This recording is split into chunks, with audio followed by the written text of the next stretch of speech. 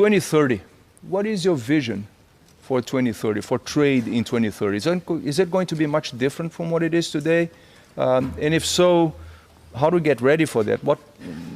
How do we make it the vision that we want for 2030, that you want? Thank you. Thank you for inviting for this great session. I think I totally agree with Eric's discussion about let's stop fight, let's stop confrontation, the trade and grain.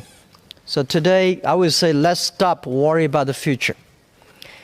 1994, I was invited to attend a forum in Beijing discussing about the Internet of the future. About 20 people joined, and everybody was talking about the Internet is going to destroy the society. We should do this to regulate, to control it. So almost 24 years passed. Found out the things we worried never came out. The things we did not worry all over. So you may not have the solutions, but young people have solutions. You don't have the solution today, but we have a solution tomorrow. Have confidence in ourselves and have confidence in the future. Have confidence in the young people. So the trade we cannot say when we talk about the future, right? Some people have a vision, but not everybody believing that the things what they want, but we know what the things we don't want, right? So for sure that 2030, the trade will be different, but for sure there will be more trade that time. The IT is to support 20% of the business, but the data technology, DT, support 80% of the business to be successful.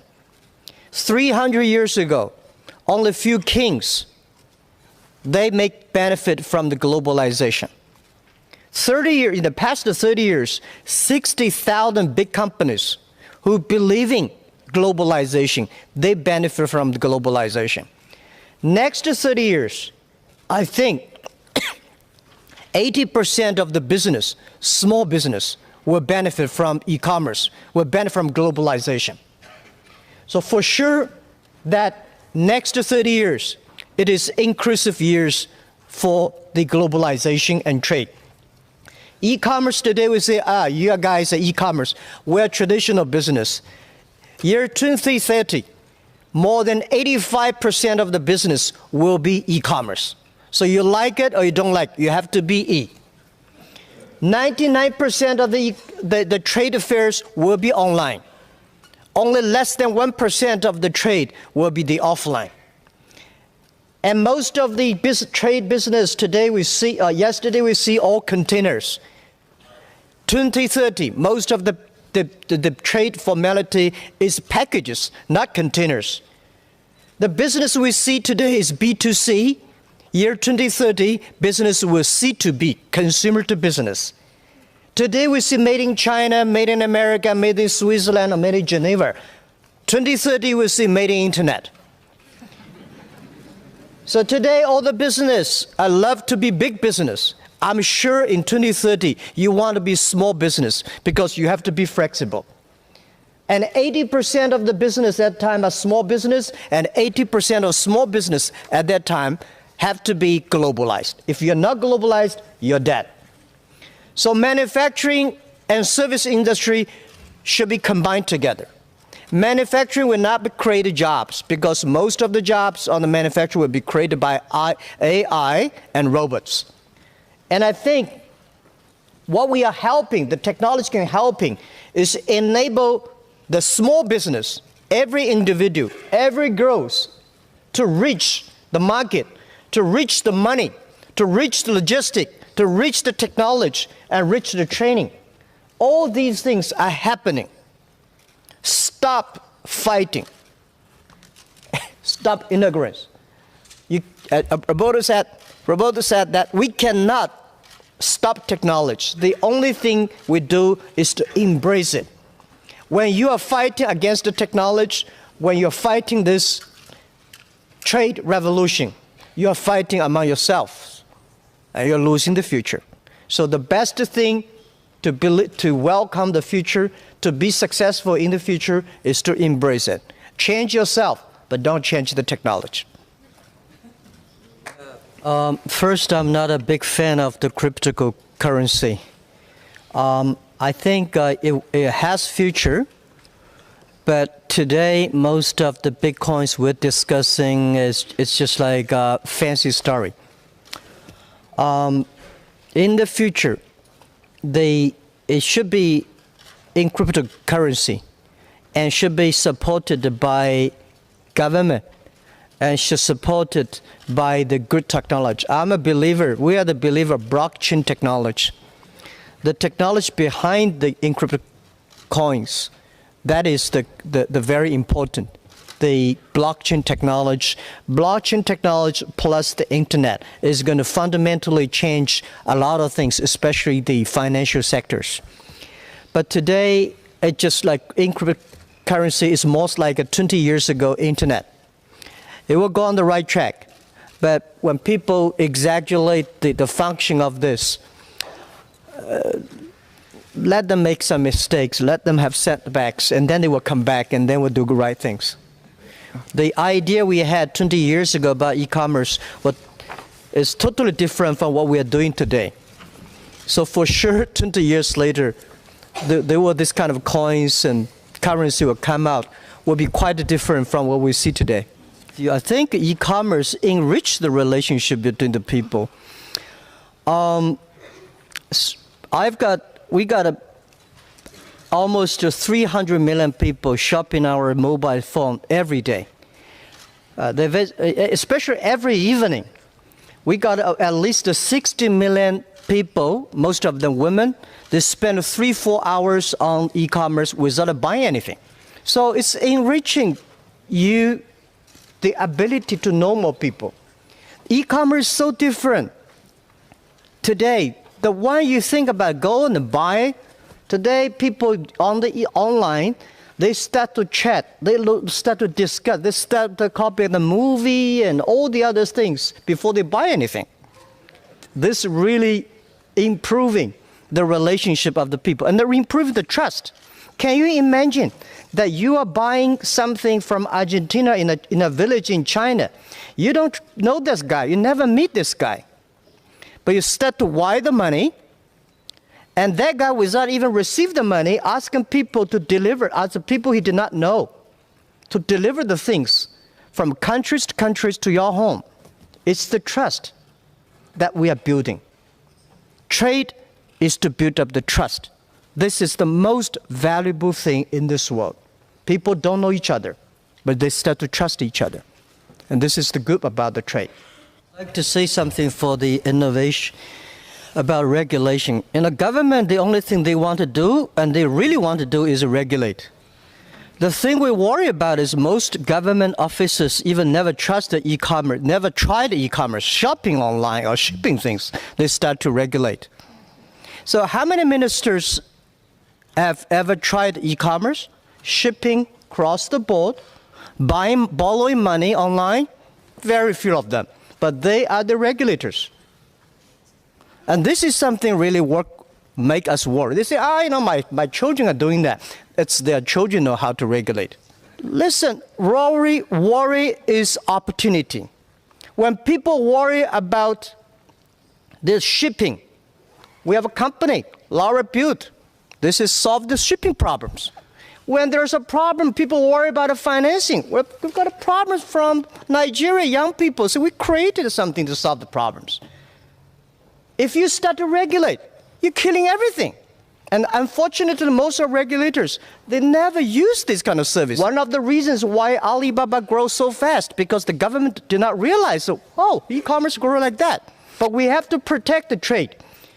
If there's a trade protectism, we should protect the trade, protect innovation, protect IP, and protect innovation. This is things we should protect, but not to say, I have to protect my rights, my dignity, my power. This is what's happening today. I think internet technology, this technology revolution is made for inclusive. This is a great opportunity for developing countries and underdeveloped countries. Internet is not made for rich countries. Think about this. Credit cards, when they designed, they only for rich people. Today, the mobile phone payment suddenly cover all of the world, right? The PC came only go to developed countries. But today, mobile phone, in the rural areas, in the villages, all of that. So this technology revolution comes from the bottom, not from the top. It takes 60 years. When electricity was invented, 60 years later, Kenya and Africa started using electricity. But today, within only 2 or 3 years, mobile phone cover all of the world. So this thing, we need a government. We need a government, every government, developing countries, please spend money on the building the infrastructure of internet access. This is the investment they should put in on that, and enable their small business to global buy, global sell, global deliver, global pay, and global travel. This is what we believe the government should take, not to regulate, but to promote. This is what my view is about. Difference between 21st century and last century, 20th century, 19th century is about last century we compete on muscles. This century we compete on wisdom and user experience. One of the secret sauce for Alibaba's success is we have 49% of the employees are women. 30% of senior management are women. So when you know how to care in this century, you have the winning opportunities. And by the way, let me tell you, online shoppers, the power sellers, most of them are success people are women. So this is the great opportunity for women, and if you want to make the world better, women should take more jobs and leaderships on that. Well, I think that it's easy to launch a war, but it's difficult to stop the war. This thing, if it goes, it's going to hurt everybody. I think the next 30 years, the world is facing a huge challenge about this technology revolution. I think the US and China should work together to solve this challenge, to create more jobs, to kill the poverty, using technology to solve the disease and the environment instead of this kind of wars. It's going to destroy not only China, US trade, it's going to destroy lots of other countries' small business. It's no good for everybody. I think in 21st century, we should have the solution to solving the problems by not confronting each other. So I feel as a business person, business community, we don't like this. Just like parents normally, they fight, say, we fight for kids. The kids say, we don't want you to fight. We have our ways to solve. So I think this thing may last for 20 years, if it's unfortunately. So we are hopeful. We think using the technology, using the internet, supporting the small business, using innovation ways, there is a way out.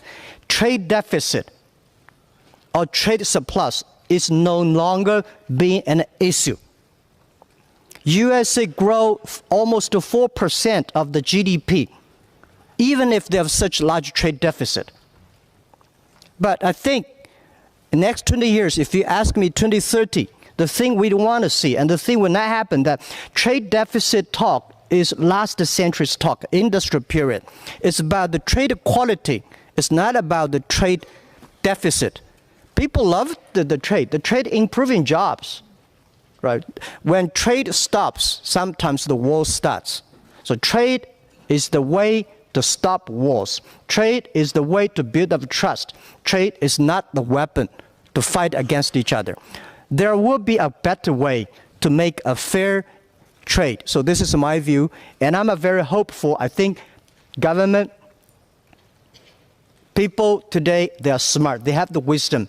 And people like us, business people, should always try to build up the trust between different countries, cultures. So I think we should be hopeful. It's no longer, this thing, when it starts, it's going to be difficult to stop. So let us try to solve the problem, and business community should stand out and say, we don't need a war, we need business. That's my view. Actually, we think the small business, if you want to have delivery, if you want the payment, if you want all the cloud computing, do things yourself. it's much more expensive. You have no chance to compete with big companies. But using platform, you are using the most cost-effective technology that can compete with anybody, anywhere, anytime.